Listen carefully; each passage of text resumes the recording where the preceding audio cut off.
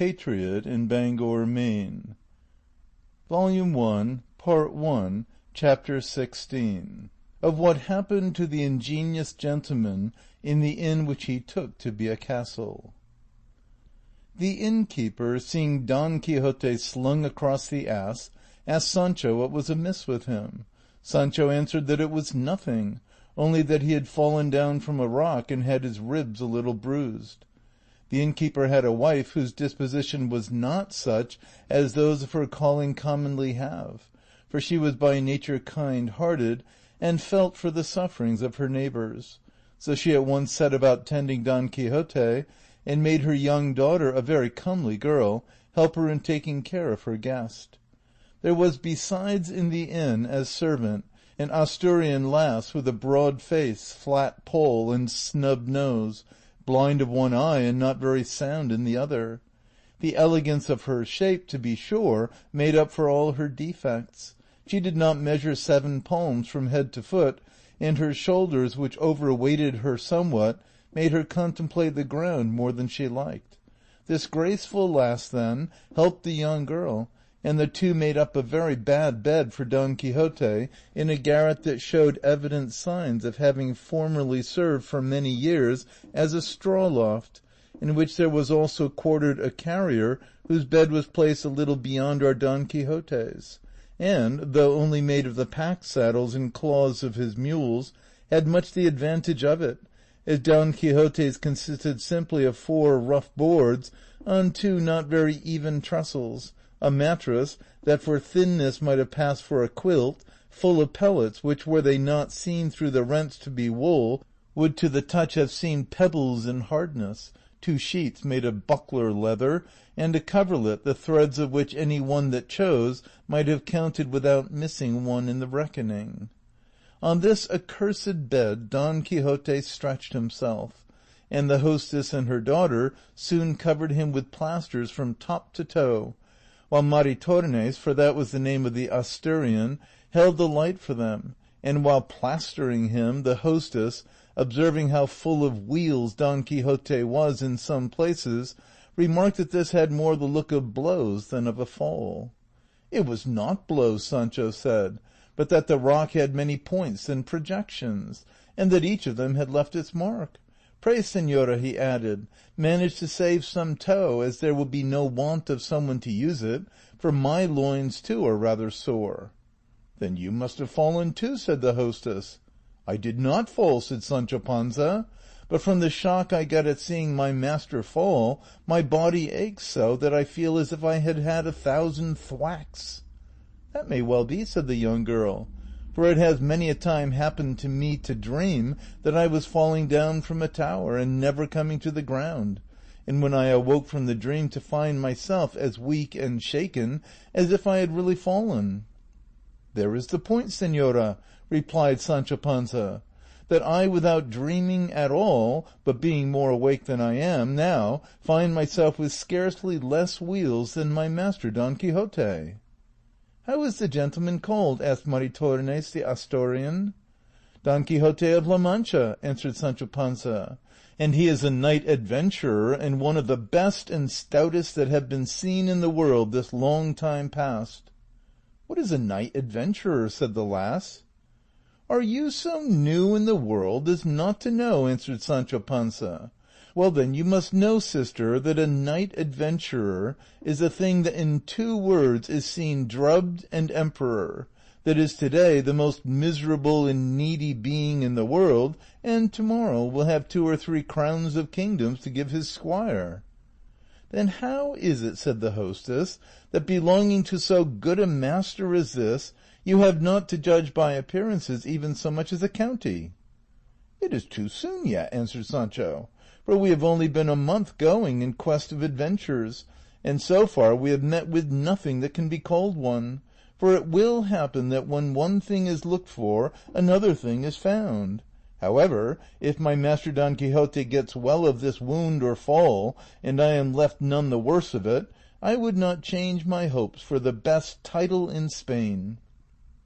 To all this conversation Don Quixote was listening very attentively. and sitting up in bed as well as he could, and taking the hostess by the hand, he said to her, "Believe me, fair lady, you may call yourself fortunate in having in this castle of yours sheltered my person, which is such that if I do not myself praise it, it is because of what is commonly said, that self-praise debaseth.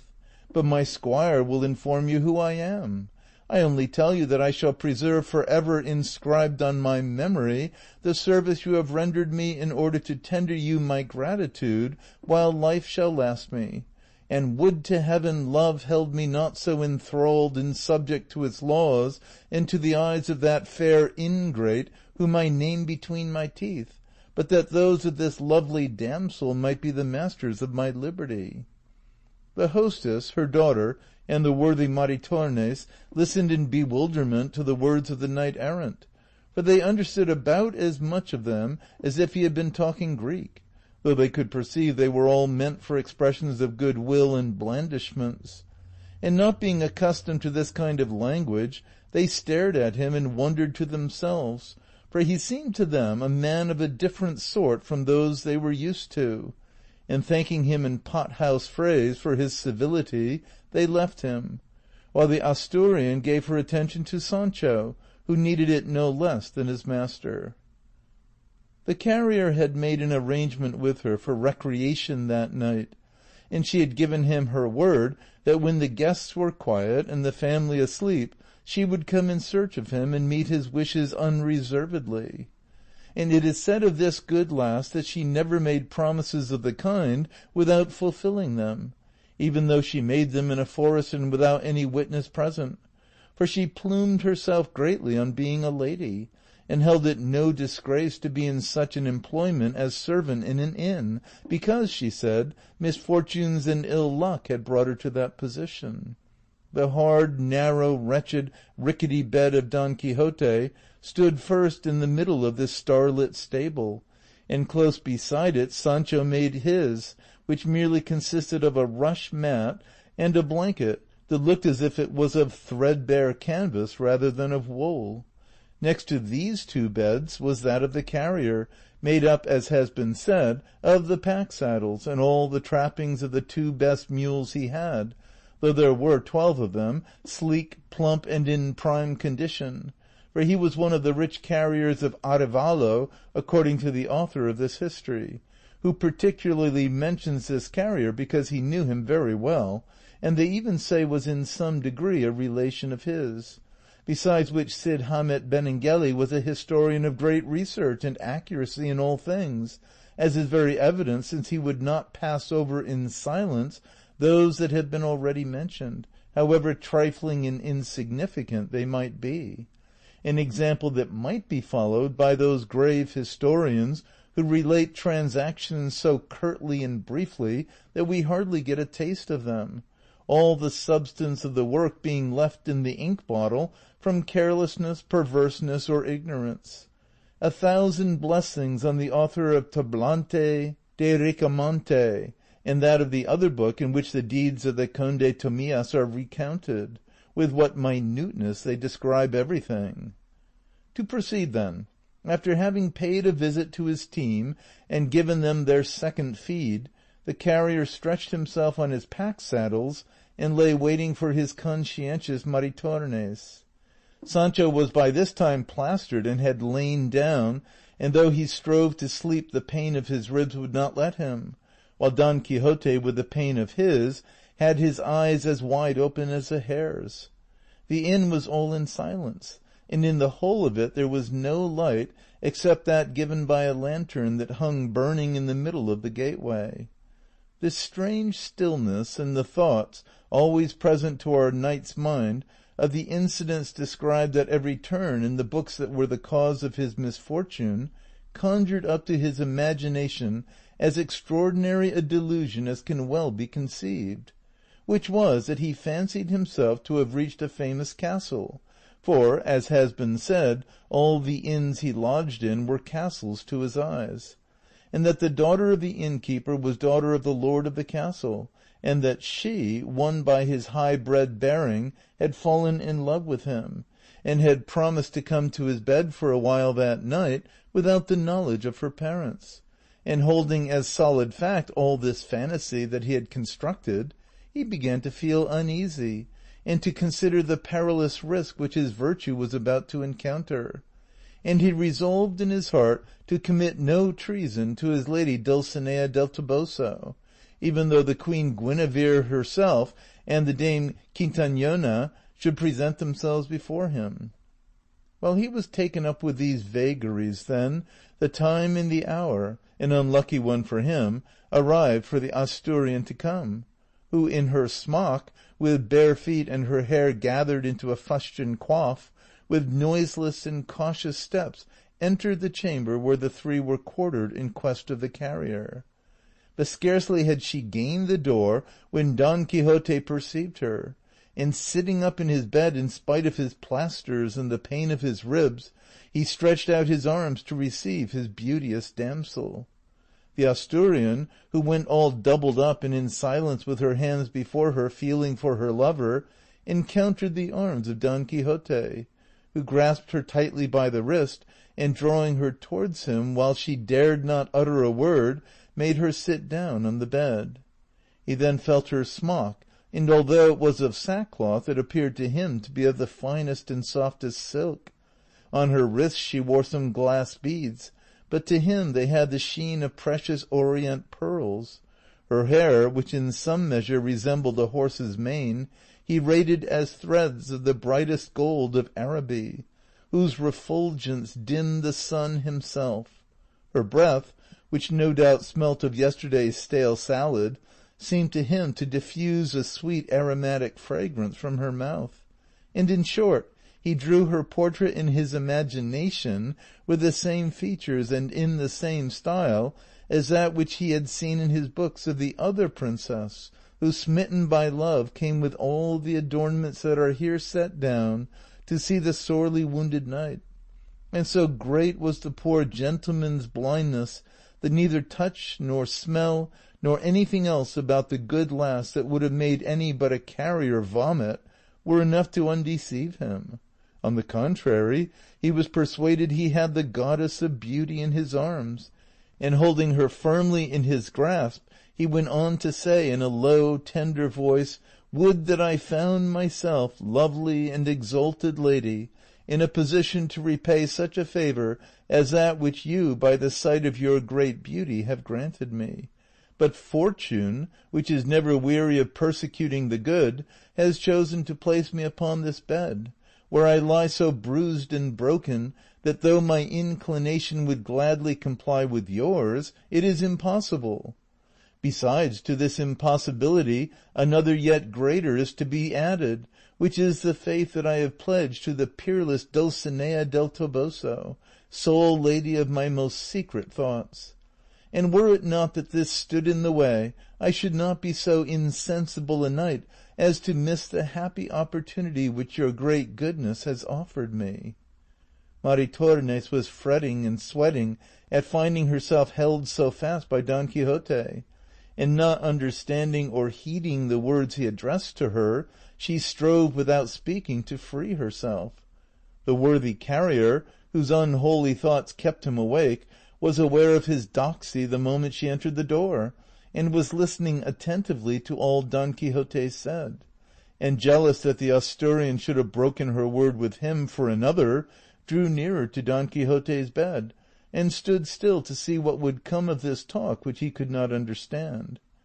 But when he perceived the wench struggling to get free, and Don Quixote striving to hold her, not relishing the joke, he raised his arm and delivered such a terrible cuff on the lank jaws of the amorous knight that he bathed all his mouth in blood. And not content with this, he mounted on his ribs, and with his feet trampled all over them at a pace rather smarter than a trot. The bed, which was somewhat crazy and not very firm on its feet, unable to bear the additional weight of the carrier, came to the ground, and at the mighty crash of this the innkeeper awoke and at once concluded that it must be some brawl of Maritornes, because after calling loudly to her he got no answer. With this suspicion he got up, and lighting a lamp hastened to the quarter where he had heard the disturbance. The wench, seeing that her master was coming, and knowing that his temper was terrible, frightened and panic-stricken, made for the bed of Sancho Panza, who still slept, and crouching upon it made a ball of herself. The innkeeper came in exclaiming, "Where art thou, strumpet? Of course this is some of thy work." At this Sancho awoke, and feeling this mass almost on top of him, fancied he had the nightmare, and began to distribute fisticuffs all round, of which a certain share fell upon Maritornes, who, irritated by the pain, and flinging modesty aside, paid back so many in return to Sancho that she woke him up in spite of himself. He then, finding himself so handled, by whom he knew not, raising himself up as well as he could, grappled with Maritornes, and he and she between them began the bitterest and drollest scrimmage in the world. The carrier, however, perceiving by the light of the innkeeper's candle how it fared with his lady love, quitting Don Quixote, ran to bring her the help she needed. And the innkeeper did the same, but with a different intention, for his was to chastise the lass, as he believed that beyond a doubt she alone was the cause of all the harmony. And so, as the saying is, cat to rat, rat to rope, rope to stick, the carrier pounded Sancho, Sancho the lass, she him, and the innkeeper her, and all worked away so briskly that they did not give themselves a moment's rest. And the best of it was that the innkeeper's lamp went out, and as they were left in the dark they all laid on one upon the other in a mass so unmercifully that there was not a sound spot left where a hand could light. It so happened that there was lodging that night in the inn an officer of what they call the Old Holy Brotherhood of Toledo, who also hearing the extraordinary noise of the conflict, seized his staff and the tin case with his warrants, and made his way in the dark into the room, crying, "Hold! In the name of this jurisdiction, hold! In the name of the Holy Brotherhood!" The first that he came upon was the pummeled Don Quixote, who lay stretched senseless on his back upon his broken-down bed, and, his hand falling on the beard as he felt about, he continued to cry, "Help for the jurisdiction!" But perceiving that he whom he had laid hold of did not move or stir, he concluded that he was dead, and that those in the room were his murderers, and with this suspicion he raised his voice still higher, calling out, "Shut the inn gate! See that no one goes out! They have killed a man here!" This cry startled them all, and each dropped the contest at the point at which the voice reached him. The innkeeper retreated to his room, the carrier to his pack-saddles, the last to her crib. The unlucky Don Quixote and Sancho alone were unable to move from where they were. The officer on this let go Don Quixote's beard, and went out to look for a light to search for and apprehend the culprits.